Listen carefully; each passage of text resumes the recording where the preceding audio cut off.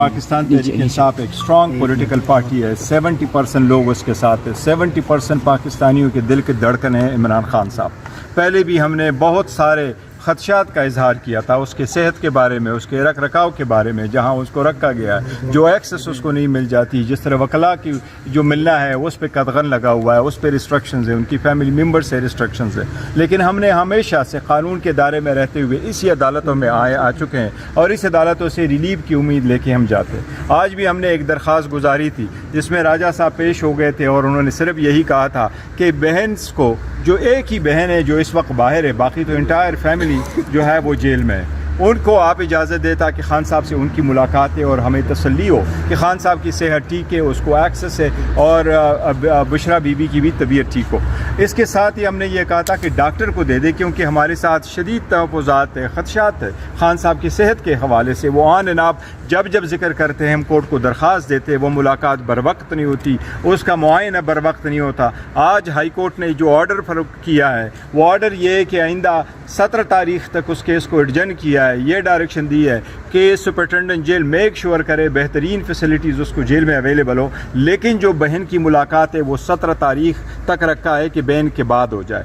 ہم اس بات پہ بھی میم کہتے ہیں کہ جو ریلیف ہم بیسیکلی چاہ رہے ہیں اور جو ہمارے خدشات تھے, یہ اس خدشات کے پیش نظر کچھ بھی نہیں ہے.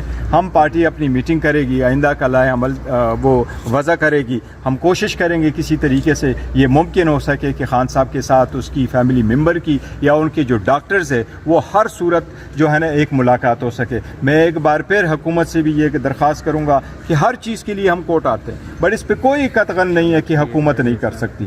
اس کے لیے تسلی کے لیے کوئی بھی ہمارے ڈاکٹر کو جو خان صاحب کے پرسنل ڈاکٹر ہے ان کو ایکسس دے دے, آج دے دے, تاکہ یہ matter once and for all resolve ہو جائے اور ہماری اور سب لوگوں کی اور پاکستان میں خان صاحب کے ووٹر سپورٹروں کی تسلی ہو جائے کہ خان صاحب کی طبیعت ٹھیک ہے. اس کی ریزن یہی ہے کہ لاسٹ ملاقات ہماری خان صاحب کے ساتھ 3 تاریخ کو ہوئی ہے, اس کے بعد کسی کی ملاقات نہیں ہوئی. لہٰذا یہ بہت ضروری ہے. میری ایک بار پھر حکومت سے پھر درخواست ہوگی کہ یہ فوراً کیا جائے. تو اس پر نظر ثانی راجہ صاحب بات کر رہے ہیں. جی راجہ نہیں, دیکھیے نظر ثانی کا تو کوئی موقع نہیں ہے. میں انتہائی مایوس بھی ہوں اور صحیح بات ہے غصے میں بھی ہوں.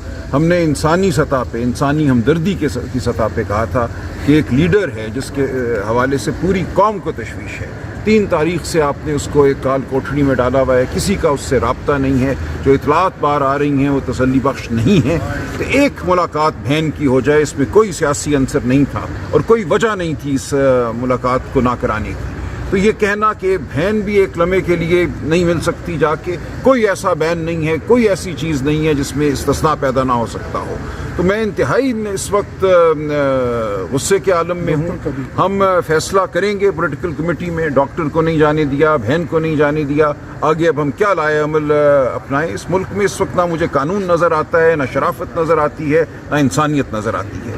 تو اب ہم فیصلہ کریں. سر مراد سعید صاحب کا ٹویٹ آیا کہ اگر وہ ملاقات کی اجازت نہیں دی جاتی تو ڈی چوک پہ ہمارا جو ہے احتجاج ہو. پولیٹیکل پارٹی اور کمیٹی کرتی ہے, اس لیے راجہ صاحب نے کہا کہ اس پہ ہم انشاءاللہ تعالیٰ. اچھا بیرسٹر گور صاحب, اگر عمران خان صاحب کو جیل میں اس دوران کچھ ہو جاتا تو ذمہ دار اللہ نہ کرے خان صاحب کو کچھ ہو جائے, انشاءاللہ تعالیٰ کچھ نہیں ہوگا. آپ ایسی بات نہ کریں انشاءاللہ. صاحب اس وقت جو اطلاعات آ رہی ہیں بہت سے آپ لوگوں کے جو لوگ ہیں کہہ رہے ہیں کہ خان صاحب کی زندگی کو خطرات لاحق ہے یا ان کی طبیعت ٹھیک نہیں. دیکھو یہ ہماری سیریس تشویش ہے, سیریس تشویش ہے, اس لیے تو یہ خبریں کون دے رہے ہیں؟ نہیں دیکھو وہ ہمیں نہیں, وہ ہماری تشویش ہے اور یہ خان صاحب کی طبیعت نہیں ٹھیک ہوتی تو اس لیے ہم یہ کہتے ہیں. اگلا لائحہ عمل کیا ہے؟ آئینی مسودہ کیا آپ کو آئینی مسودے, دیکھیں آئینی مسودے کے بارے میں کسی غلط فہمی میں نہ رہیں. حکومت نے ہمیں کوئی آئینی مسودہ نہیں دیا, آئینی مسودہ کہیں بھی نہیں تھا. حکومت نے جو چیز ہمارے ساتھ شیئر کی ہے کچھ پیجز, وہ یہی تھے کہ وزیر صاحب نے یہ کہا تھا کہ یہ میرے پاس بار کونسلوں کی طرف سے ایک لیٹر آیا ہے, اس لیٹر کے ساتھ ان کی کچھ ریکمنڈیشن ہے,